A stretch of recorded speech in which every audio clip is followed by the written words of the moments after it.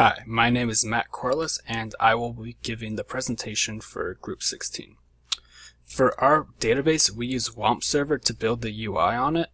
You can also use XAMPP to do the exact same thing as WAMP Server, but I'll be showing you how to do it using WAMP Server. And the first thing I'll do is show you our ER diagram for our database. And it's built around games, so each video game has a specific game ID, a title, rating, year that it came out, the name, and publisher and everything. And, franchise title, yeah. And the franchise that it belongs to, so each game can belong to one franchise, and the franchise will have a franchise ID, title, and company. And then each game can be played on multiple systems, so then you have systems as well. And then each game is developed by one developer, and so each developer has their own ID, name, location, employees, and founded date. And then we used to have a systems attribute for games, but each game could be on multiple systems, and that kind of got a little iffy because you had to have multiple attributes for a field. So then we made platform here, and platform has the game ID and the abbreviation for the different platforms, which then is available on for games. So the first thing we did after the ER diagram was we built the tables using Microsoft Excel. And so the first thing we did with that was we did games, and we put 100 different games into the table, and then based off of the 100 games, we then use the platforms from those games, the franchise, the systems, the characters, and everything from those 100 games. So that's how we built our original database. And then the next thing we had to do was we had to convert that Excel sheet into a SQL file. So if I open that up, this would have been a hassle, but luckily there are different sites such as SQLizer, I believe it is, .io, which will help you convert a table from Excel into a SQL script. And so you'll see, like, you have developers table, you'll have the franchise table with all the different attributes, the games, and so on. And you also have the PHP file, which I will get into soon enough. Now, it should be noted that for the PHP file to work, you will need server name, localhost, username, SIR322, group 16, password final, and the database name will need to be SIR322, group 16. So when I create it, these will have to be the names for each attribute. So the first thing I am going to do now is show you the localhost, and this is just to show that WAMP server is working. And if I open up the phpMyAdmin, actually I'll go ahead and close that. The default password is no password at all. And these are the databases that come with it when you download WAMP server with the local host, so nothing to really worry about. If you try to check them all, you can't even delete them or anything. And no user accounts that I made. So now, the first thing you should do when you're going to build it using WAMP server is actually put the PHP folder in the right file. So if you go to WAMP64, the default installation location is the C drive. And you go to www, and this is the PHP file that you're supposed to drag in there. However,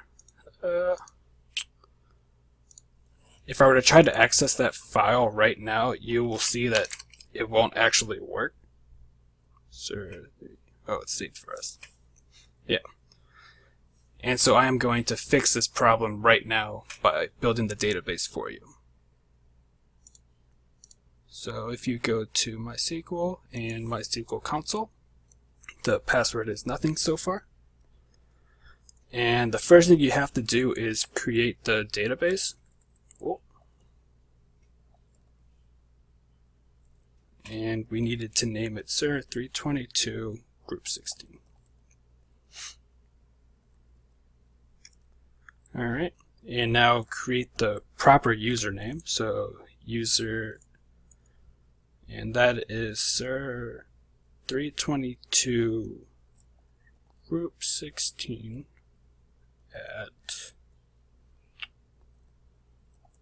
localhost.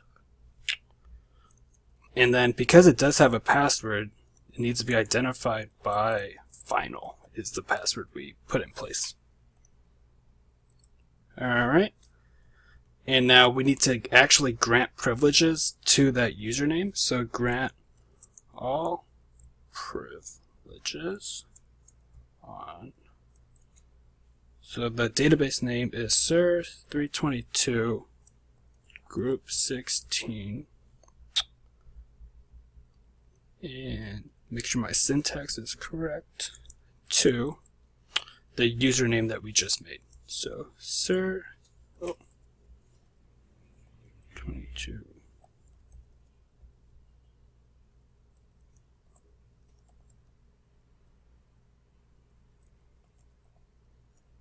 And I forgot. Okay. And that worked. And now we created the database. However, if you were to look at it, let's open this up. The database is now here because we made it, but it's empty. So we have to put this SQL file into the database. So in order to do that, we need to do use the database. So SIR322 group 16. And then we have to add the source, which is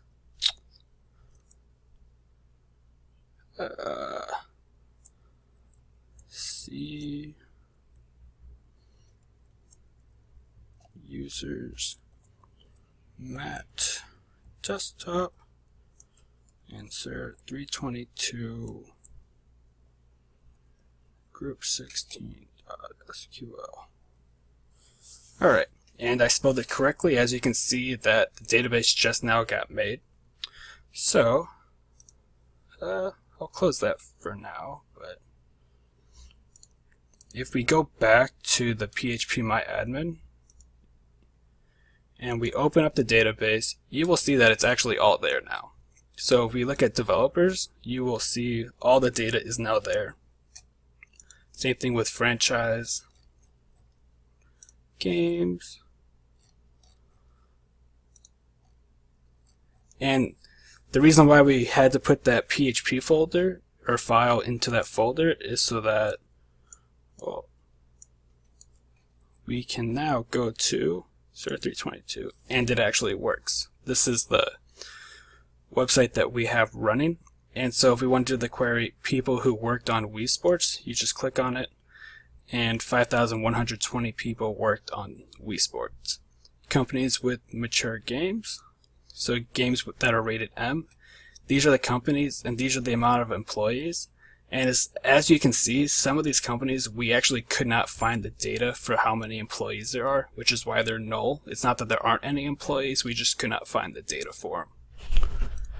And then here are the other queries. But if you go to localhost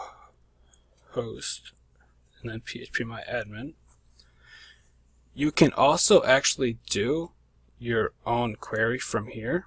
So if you were to go here, well, you can actually do them from here, but if you go to the SQL tab, you can type in your own query. So if we want to do select, let's do, alright, we'll select developer name from developers, where the amount of employees is greater than 50, let's say.